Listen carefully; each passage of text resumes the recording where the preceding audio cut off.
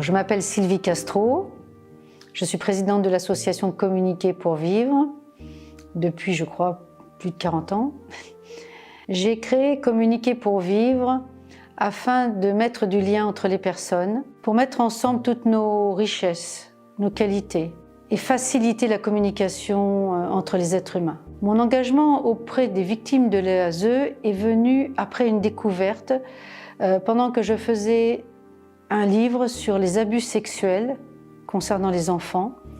J'ai découvert que des personnes étaient placées à l'ASE sans véritable raison. Comment j'accompagne les familles qui prennent contact avec moi? Tout dépend le choix qu'elles font. Si elles veulent être lanceurs d'alerte, mais elles risquent de ne plus jamais voir leurs enfants, ou très peu, ou de moins en moins.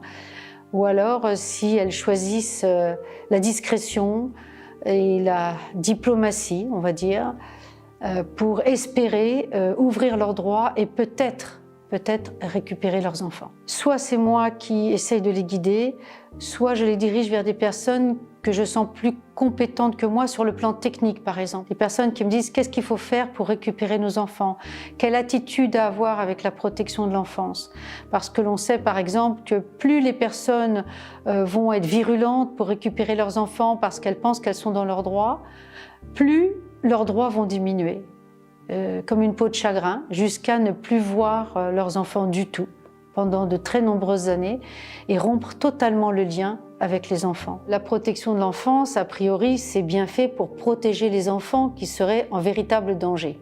Nous avons des enfants qui sont sur des listes d'attente, des enfants qui sont vraiment en danger, qui sont souvent à la rue, qui sont violés, qui sont battus, qui sont perturbés, finalement qui vont être difficiles à placer. Déjà, il manque de familles d'accueil. Ça, c'est une assurance, c'est dit partout, il manque de familles d'accueil. Mais le pire, c'est de manquer de familles d'accueil de qualité pour accueillir les enfants qui sont vraiment en danger ou qui ont été en danger et qui ont été maltraités. Si nous n'avons pas ces familles d'accueil ou les foyers adéquats pour accueillir ces enfants, qui demandent certainement un personnel qualifié et un personnel supplémentaire, eh bien, ils les laissent sur des listes d'attente et ils s'en occupent pas. Alors, comme il faut quand même remplir les foyers et les familles d'accueil, ils ont fait voter des lois qui permettent, simplement avec des petits soupçons, donc des soupçons, rien de prouvé, de faire des placements. En soit parfois inventant des choses qui n'ont jamais existé, ou en prenant un petit élément et en le grossissant à un point que les parents se demandent s'ils deviennent fous, s'ils sont fous, s'ils ont vraiment fait une chose dont ils n'ont pas le souvenir qu'on leur reproche, puisque aucune preuve n'est avancée, mais que ça suffit pour placer des enfants d'abord 6 mois, provisoirement, et puis 1 an provisoirement, et puis 2 ans provisoirement. Ce sont des provisoires qui durent. Pour les personnes qui ne peuvent pas croire qu'il y ait des dysfonctionnements ou même, je dirais, des fonctionnements inversés, nous avons eu un rapport européen, parce que ça ne touche pas que la France, ça touche presque tous les pays européens. Et le résumé de ce rapport rappelle qu'on ne devrait pas placer des enfants contre leur volonté, sauf s'il y a vraiment des éléments d'une gravité tellement extrême qu'il n'y ait pas le choix, et que c'est pas normal de remettre dans des familles malfaisantes, dangereuses, des enfants qu'on a déjà retirés dans ces familles. Et ce sont des choses qui se répètent. La sécurité n'est pas garantie à l'intérieur de la protection de l'enfance. Et ça, c'est un autre problème immense. Comment peut-on enlever des enfants à des parents protecteurs alors qu'on ne peut pas garantir qu'ils soient protégés à l'intérieur de la protection de l'enfance? Déjà, ils ne recevront plus l'amour de leurs parents. On leur inflige une violence là déjà d'emblée. Et d'autre part, on ne peut pas garantir qu'ils ne seront pas abusés sexuellement, qu'ils ne seront pas maltraités. Parce qu'une fois qu'ils sont dans une famille, ils n'ont pas vraiment de tuteur ou quelqu'un à qui ils peuvent se confier extérieur à la protection de l'enfance. Et la protection de l'enfance, en priorité, protège son institution. Alors, il y a quand même des affaires qui sortent de temps en temps, mais l'enfant, lui, n'est pas vraiment, il n'est pas à l'abri, il est comme en prison. C'est vrai que c'est très difficile de l'imaginer parce qu'on peut ne pas comprendre pourquoi. Au premier abord, il n'y a pas de logique. Des personnes ont regretté, par exemple, de s'être adressées à la police quand quelque chose est arrivé parce que la police prévient la protection de l'enfance. Et là, il y a un engrenage qui se met en place, mais qui n'est pas celui qu'on aurait pu attendre de la protection des enfants. C'est impensable. Donc, je comprends très bien. Et d'ailleurs, la plupart des personnes à qui ça arrive disent « si ça ne m'était pas arrivé, je ne l'aurais pas cru possible ». Bien sûr, il y a, on va dire, des personnes de classe sociale très basse, mais il y a des personnes de classe sociale supérieure, des personnes qui ont fait des études supérieures, des ingénieurs, des professeurs et des gendarmes, enfin toutes sortes de personnes à qui il arrive exactement la même chose et qui ont l'impression d'être pris dans une toile d'araignée. Tout d'un coup, ils se retrouvent au pilori, accusés de 1000 mots qu'ils ne comprennent pas et que les juges acceptent sans plus d'éléments. Je connais beaucoup de familles qui vraiment faisaient le maximum pour que les enfants soient dans les meilleures conditions, aussi bien au niveau scolaire qu'activité extérieure, et qui, une fois qu'ils sont à l'intérieur de la protection de l'enfance, pour beaucoup perdent tous ces avantages qu'ils avaient avec leurs parents. Donc c'est une régression, sans compter la régression liée à la séparation. Et ce qui est terrible, c'est que lorsque ces enfants ne voient plus leurs parents, on leur fait même croire que les parents les ont abandonnés, pendant que les parents se battent comme ils peuvent pour essayer de les voir, mais des prétextes sont trouvés pour qu'ils ne les voient pas.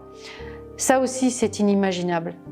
Et c'est parce qu'il n'y a pas de vérification, c'est parce qu'il n'y a pas de contrôle que ces choses peuvent exister. Ces enfants, lorsqu'ils sortent de la protection de l'enfance, à moins qu'ils soient tombés dans une famille exceptionnelle, ce qui peut arriver, sont souvent sans formation ou des formations très basiques quand ils en ont.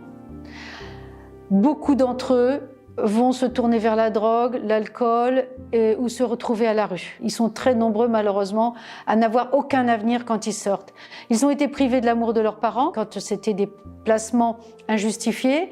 Ils n'ont pas reçu ce qu'ils auraient pu espérer trouver s'ils étaient vraiment malmenés dans leur famille, c'est-à-dire un cadre sécurisant et un cadre qui est aussi affectif. Parce que la protection de l'enfance, depuis de très nombreuses années, n'encourage pas les personnes qui s'occupent des enfants à leur apporter de l'affection. C'est-à-dire, on doit les élever comme on élèverait, je ne sais pas, une poule peut-être. Il faut lui donner à manger, il faut lui donner un abri. Les familles qui sont trop affectueuses vont être réprimandées ou on va leur enlever les enfants. Des familles d'accueil qui reçoivent les enfants tout petits se voient parfois retirer les enfants alors qu'ils ont 3 ans, alors qu'ils ont trouvé un équilibre. Et on sait que ça, c'est, on peut dire, criminel, parce qu'on rompt tout le processus de construction de l'enfant qui se fait au travers du parent aimant. Et même si c'est un parent d'adoption, même si ce n'est pas une véritable adoption, ça fait partie de la construction de l'enfant. Et c'est quelque chose qu'on voit se reproduire régulièrement. Donc, ces enfants sont dans des conditions inacceptables pour la majorité, à tout point de vue, qui ne va pas permettre pour ces enfants que ce placement soit, comment dirais-je, rentable à tous les niveaux. Je me rappelle d'avoir lu dans un des derniers rapports qu'on avait interrogé 9 enfants anciennement placés et sur les 9, il n'y en a qu'un seul qui disait que ça lui avait été profitable. 1 sur 9. Alors, le rôle de la justice, logiquement, devrait être de mettre de l'ordre. Malheureusement, aujourd'hui, nous sommes dans un système où la justice française est dépassée par les événements, c'est reconnu, c'est officiel, manque de moyens, et en particulier dans la justice des enfants, la justice de la protection de l'enfance, on s'aperçoit qu'il y a une tonne de dossiers qu'il faut traiter en urgence. Parfois, c'est du jour au lendemain, on ne sait pas pourquoi, puis des fois, ça prend 1 an. Ça prend 6 mois pour arriver à des résultats. Enfin, quand je dis des résultats, pas forcément les résultats qu'on attend, mais pour que le juge fasse ses choix. Mais ils reconnaissent eux-mêmes qu'ils ne peuvent pas vraiment exercer la justice, mais ils le font parce qu'ils n'ont pas d'autre solution aujourd'hui. Donc, ils suivent en règle générale, pour, je dirais, 80 à 90%, les demandes des services sociaux. Donc, si les services sociaux demandent à placer des enfants, ils vont placer les enfants. Les avocats sont souvent désespérés de ne pas être écoutés, que leur dossier, des fois, ne soit même pas consulté. Et là, on arrive à quelque chose qui est tout à fait aberrant et qui est contraire à la justice, c'est-à-dire que là, la justice est très malade. Tous les acteurs de la protection de l'enfance, effectivement, ne sont pas des personnes malveillantes, mais il faut quand même reconnaître une chose, c'est que le fonctionnement anormal de cette institution entraîne des comportements anormaux. C'est une sorte de perversité du système actuel. Alors il y a des personnes, des assistantes sociales, des éducateurs qui s'en vont parce que ça leur paraît complètement à l'opposé de ce pourquoi ils ont été formés et de ce qu'ils espéraient faire dans la vie au travers de ces métiers-là. Il y en a d'autres qui s'accrochent, qui restent quand même en se disant peut-être on va quand même arriver à faire quelque chose. Je prends un exemple, j'ai rencontré une dame qui, elle, travaillait directement pour l'ASE, mais elle ne se sentait pas du tout à l'aise par rapport à ce qui s'y passait. Elle a décidé d'ouvrir un lieu de vie, par exemple, pour s'occuper d'enfants qu'on lui enverrait, où elle se sentirait plus libre de mettre en pratique ce qu'elle avait appris et ce qu'elle souhaitait faire, vraiment pour apporter quelque chose à ces jeunes. Il y a vraiment, un fonctionnement qui va entraîner des personnes qui ont besoin de pouvoir, qui sont à l'aise avec ça, des personnes qui n'ont peut-être pas d'enfants non plus, avoir des attitudes malveillantes, rabaissantes, un langage que l'on retrouve sur la France entière et qui, je dirais, embourbe les victimes. Donc il n'y a pas une communication saine en règle générale. Mais il y a dans certaines associations, et parfois à l'ASE, des personnes qui quand même s'accrochent pour essayer de rester bienveillantes et d'être correctes. Malheureusement, pour beaucoup d'entre elles, quand elles font des rapports qu'elles jugent corrects, on leur demande de modifier ces rapports ou on modifie leurs rapports.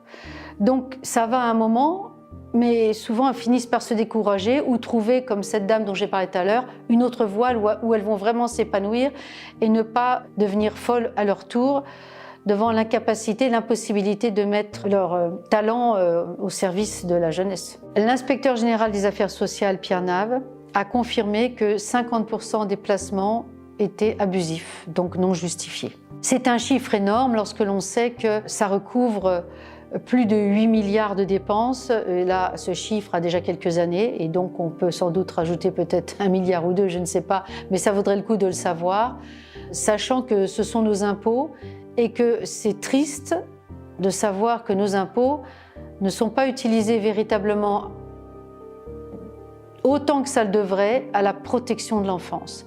Il y a la commission des comptes, la Cour des comptes qui a aussi parlé de l'opacité au niveau des finances. L'IGAS, l'inspecteur général des affaires sociales, et je pense en particulier à Pierre Navès, qui avait fait un travail extraordinaire d'analyse de la situation avec tous les éléments qu'il a pu récupérer, qui a fait des propositions très saines et lui-même reconnaît que rien n'a bougé.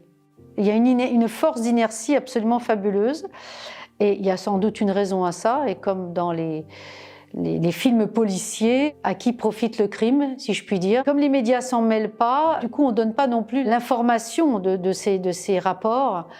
Et donc ça reste un petit peu secret tout ça, et il n'y a que nous qui voulons que les choses se sachent, qui essayons de les faire connaître. Les médias ne parlent pas donc de ce fléau, quasiment pas, et j'ai eu l'occasion dernièrement d'interroger un journaliste. Beaucoup de journaux, de télévision sont dans les mains de très peu de personnes, et il semble que ces personnes, ce que m'a confirmé ce monsieur, souhaitent qu'on ne fasse pas de vagues. Il ne faut pas que ça rejaillisse sur l'État en place, donc on ne dit rien. Simplement, on peut parler des chiens écrasés, d'une chose qui arrive comme ça, mais au sujet des institutions, c'est le silence, c'est le silence assourdissant. Il y a des journalistes qui sont indépendants et qui essayent de faire passer des informations, mais on leur trouve toujours des raisons pour leur dire non. Les associations sont arrivées un peu à se faire entendre, et sur l'opacité du fonctionnement financier et autres des structures de la protection de l'enfance. Et apparemment, sous la direction de M. Taquet, il y a eu des personnes qualifiées, cette fois-ci, parce que ce n'est pas toujours le cas, qui ont été placées dans différents endroits pour observer ce qui se passe de l'intérieur, voir les dysfonctionnements et voire même les fonctionnements illégaux qui peuvent avoir lieu. Donc ça, effectivement, ça pourrait être un progrès si on laisse ces personnes travailler parce qu'elles rencontrent des difficultés phénoménales. On voit bien qu'il y a une résistance à ouvrir le fonctionnement à des yeux objectifs pour voir vraiment ce qui se passe. Donc il y a encore un gros travail à faire, mais on peut dire que c'est une avancée. Alors je collabore principalement avec des responsables d'associations, avec des victimes aussi de longue date qui ont de l'expérience, malheureuse expérience, et parfois des enfants aussi ou des anciens enfants qui ont vécu ces placements. Je collabore aussi avec des élus, mais qui malheureusement se révèlent très impuissants. Mais c'est important toujours dans l'idée de la communication, de l'information, d'être en contact avec toutes ces personnes-là, même si elles n'ont pas les moyens de débloquer des situations, en tout cas pas actuellement. Même si elles essaient de faire des choses, que ce soit par des nouvelles lois ou que ce soit par des interventions directement avec la protection de l'enfance ou même avec des contacts avec les juges. Mais c'est très bloqué. L'objectif de la pétition est multiple.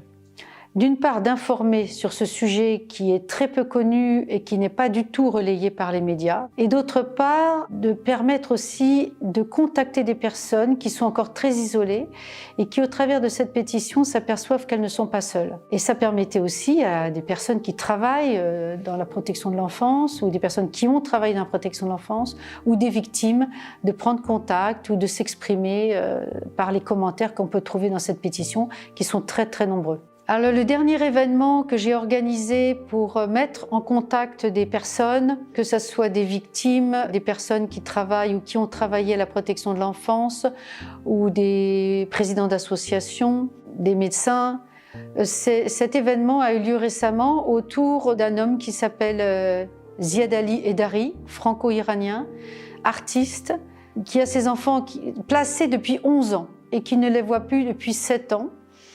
Il fait partie de ses parents protecteurs, il ne lâche pas courageusement parce qu'il est dans son droit, mais son droit n'est pas reconnu. Il a été reconnu par 2 fois, mais peut-être même plus, par des juges, mais la protection de l'enfance a réussi par je ne sais quel stratagème à faire que ces enfants soient encore dans leur mur. Et donc ce monsieur a bâti une pyramide en bois, une sculpture donc de sa fabrication que nous avons dédiée à toutes les victimes de la protection de l'enfance. Et quand je dis toutes les victimes, je pense même à tous les travailleurs sociaux qui témoignent de ces choses anormales, que ce soit des enfants qui ne mangent pas à leur faim, que ce soit des rapports corrigés dans le mauvais sens. Donc là, à cette occasion, nous avons pu nous retrouver tous ensemble, des personnes qui venaient du sud de la France, qui venaient même de Belgique, de Paris, d'Angers, ont pu se parler entre elles, s'encourager, créer des liens. Pour m'aider, et je dirais pour aider tous ceux qui se battent aujourd'hui, on est de plus en plus nombreux. Ce qu'on peut faire, c'est communiquer de plus en plus sur ce terrain. Et je dirais que les personnes qui ne connaissent pas ce sujet s'informent, acceptent de s'informer. C'est comme dans le viol des femmes, le viol des enfants. Plus on maintient le secret, moins on avance. Plus on dit les choses, plus on les raconte, plus on donne des éléments factuels, plus les consciences s'ouvrent à ce qui se passe vraiment dans notre pays des droits de l'homme. Pour moi, la communication doit être mise au service de l'être humain pour apprendre à mieux nous aimer, à mieux nous entraider, à mieux penser nos blessures. La communication ne doit pas être au service de l'argent et du pouvoir, sauf si ce pouvoir est donc là pour nous servir et travailler à la protection des plus faibles, que ce soit les enfants, les parents, les personnes âgées, les handicapés, parce qu'on n'en a pas parlé. Là aussi, il y a un mot que je voudrais rajouter. Beaucoup de familles se voient dépossédées de leurs enfants ou de leurs parents handicapés. Donc il y a des parents qui ne peuvent plus rencontrer leurs enfants, qu'ils soient adultes ou mineurs. Et ça, c'est désespérant et c'est anormal. Aujourd'hui, je continue mes combats pour aider à informer, communiquer et créer du lien entre les êtres humains. C'est vraiment quelque chose qui me tient à cœur depuis toujours. Et j'ai une devise, c'est « L'amour est fait du désir de comprendre ». Et je crois que je vais finir sur ces mots-là.